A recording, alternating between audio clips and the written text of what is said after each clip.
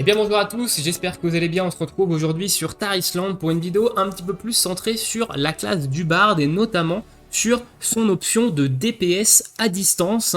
Le Bard a également une spécialisation de soins, mais c'est une spécialisation que je n'ai quasiment pas du tout joué durant cette bêta fermée. Je me suis vraiment concentré sur l'aspect DPS de cette classe. Alors je vous mettrai les timecodes dans la description parce que dans un premier temps on va voir la classe du Bard, sa mécanique particulière avec ses notes de musique, et ensuite je vous montrerai un petit peu le cycle de DPS des deux spécialisations DPS disponibles sur le Bard pour que vous voyez un petit peu comment ça tourne, comment ça fonctionne. Alors on va faire environ 700 de dégâts par seconde avec les deux spécialisations, ça dépend aussi de certains procs, etc. Donc voilà, je vous le dis ici. Écoutez, c'est parti, on va parler du Bard et de sa mécanique propre à cette classe. Donc il a une mécanique de notes de musique. Voilà, donc on a une petite harpe au-dessus de la barre de sort, et en fonction des skills que vous allez faire, donc le skill 1 ou le skill 2, vous allez avoir des notes de couleurs différentes. Vous pouvez aligner jusqu'à 3 notes maximum sur la harpe. Une fois que vous avez 3 notes, vous pouvez déclencher ce skill là qui, en fonction de la combinaison de notes que vous avez effectuées sur votre harpe, va faire tel ou tel effet. Au niveau des effets de ce skill là, le premier effet est le même, peu importe l'orientation DPS que vous avez. C'est 3 notes rouges et ça vous donne un buff qui dure 32 secondes et qui augmente vos dégâts globaux. Le deuxième effet, du coup, c'est 2 notes rouges et ici une note violette ou une note orange si vous êtes sur l'autre spécialisation de DPS. C'est pareil, il va faire la même chose dans les deux cas, c'est-à-dire il va vous donner un buff qui va durer 24 secondes et la stat qu'augmente le buff, elle dépend ici de votre spécialisation DPS. Donc ici, en spécialisation, je vais l'appeler note violette, ça va vous augmenter votre crit. Et dans l'autre spécialisation, qui est la spécialisation note orange, ça va augmenter la statistique de combo. Voilà, donc ça c'est la mécanique de base du Bard, ça va être de déjà connaître les combinaisons de notes et ensuite avec ce skill déclencher les bonnes combinaisons au bon moment, pendant le cycle, etc. Donc il va falloir également garder ces deux buffs actifs, donc le buff de dégâts et le buff de statistiques. Il faut les garder actifs durant tout le long de votre cycle. Donc c'est là où la difficulté arrive au niveau du Bard, c'est que vous allez le voir lorsque je vais vous montrer les cycles de DPS, on a de très très courtes fenêtres dans le cycle pour réinitialiser les buffs. Voilà, et pour derrière pouvoir continuer à enchaîner les deux autres combinaisons qui elles sont des combinaisons propres à l'aspect qui sont beaucoup plus axées sur les dégâts. Et je les détaillerai un petit peu plus quand on parlera des deux specs différentes. Et donc, pendant un combat, vous pouvez avoir des changements de phase de boss, dans lesquels vous allez devoir arrêter de taper, ou alors des switches sur des adds, par exemple, ou même vous pouvez vous prendre un contrôle, un stun, une repousse qui vous met hors de portée du boss. Et toutes ces petites choses-là vous font perdre, je vais y arriver, vous font perdre des secondes sur, évidemment, ces buffs, et vous retarde dans votre cycle de DPS, et du coup des fois vous pouvez soit être perdu au niveau de votre cycle, soit être obligé de le recommencer depuis le début, et du coup ça vous fait perdre du DPS global. Alors par rapport aux autres classes où le Bard se situe, le Bard il est quand même en termes de DPS inférieur à du Hunter, inférieur à du Mage, qui sont des classes pures DPS, et il sera très certainement inférieur au Voleur, qui est une classe qu'on n'a pas de disponible dans la bêta, mais on la voit sur l'écran de sélection des classes. Parce que ce sont des classes pures DPS, elles sont là évidemment pour ça, donc c'est normal qu'une classe hybride soit un petit peu en dessous.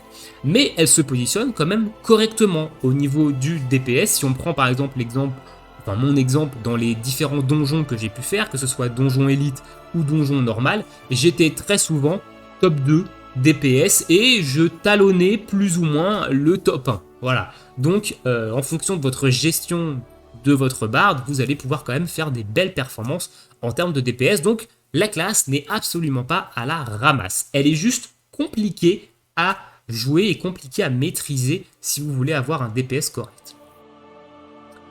Ensuite, au niveau des autres skills, rapidement du bard, on va avoir un buff ici qui va vous donner, qui va vous augmenter de 10% votre crit rate et votre combo rate et qui va vous donner 260 de crit, 260 de combo et un speed up effect de 5%. Donc le speed up effect, ça réduit vos cooldowns et ça réduit votre cooldown global. Donc ça vous permet en fait d'enchaîner les sorts beaucoup plus rapidement. Et le combo, ça vous donne une chance d'avoir des dégâts supplémentaires. On voit, vous allez le voir quand on va faire des tests sur le mannequin. Des fois, on a des dégâts avec une épée croisée à côté. C'est les dégâts supplémentaires de la stat combo. Et le critique, évidemment, ça va augmenter les dégâts que vous allez faire avec un coup critique.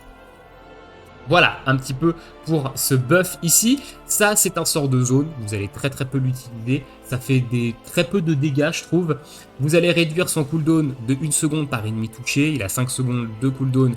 Si vous touchez 5,5, vous récupérez instantanément le sort. Mais honnêtement, je l'utilise très peu. De temps en temps sur les trash mobs en donjon.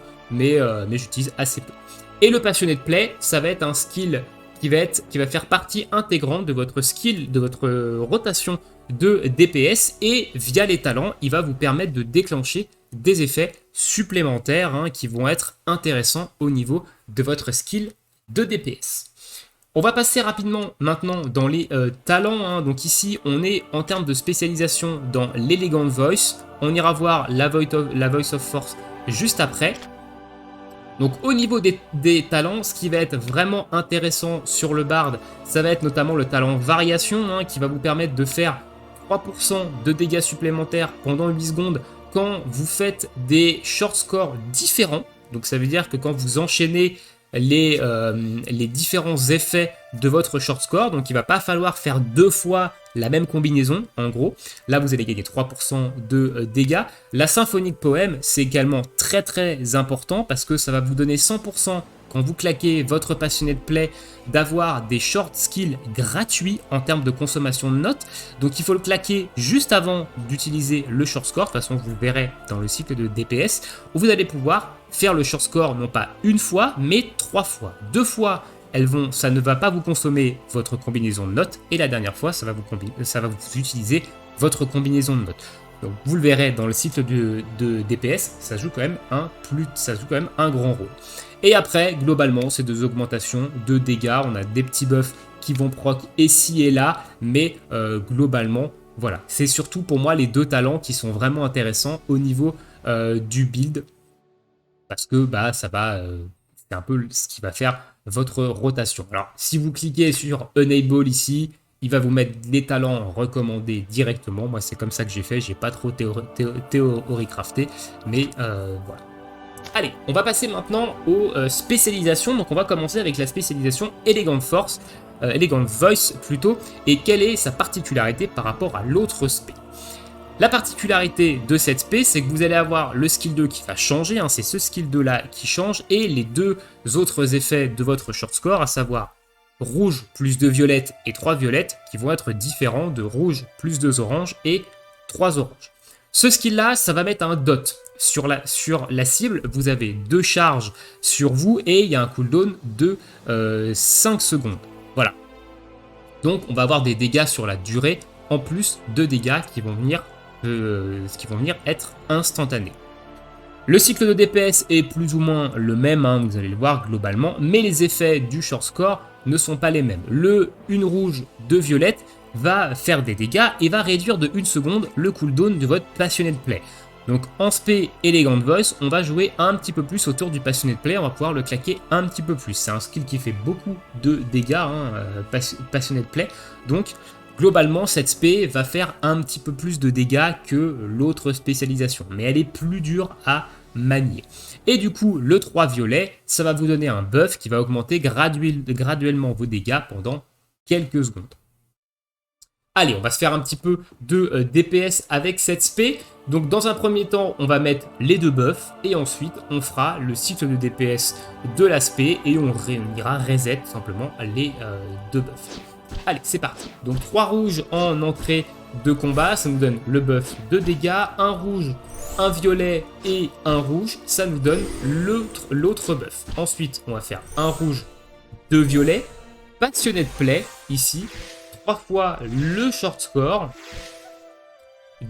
Ensuite, on va tenter de faire un 3 violets. Ça peut être un peu compliqué. On va refaire ça. Derrière, on fait 2 rouges, 1 violet. Re-short score. Et derrière, 3 violets, 3 rouges. Et on refresh le buff. Et on est reparti. Rebelote. Hop. Hop. Le passionné de play. Bim. Bim. 3 fois. On essaye derrière de balancer 3 violets, il y a un petit temps de cooldown. Hop, 2 rouges, 1 violet pour refresh le buff. Et derrière, on est reparti sur 3 rouges.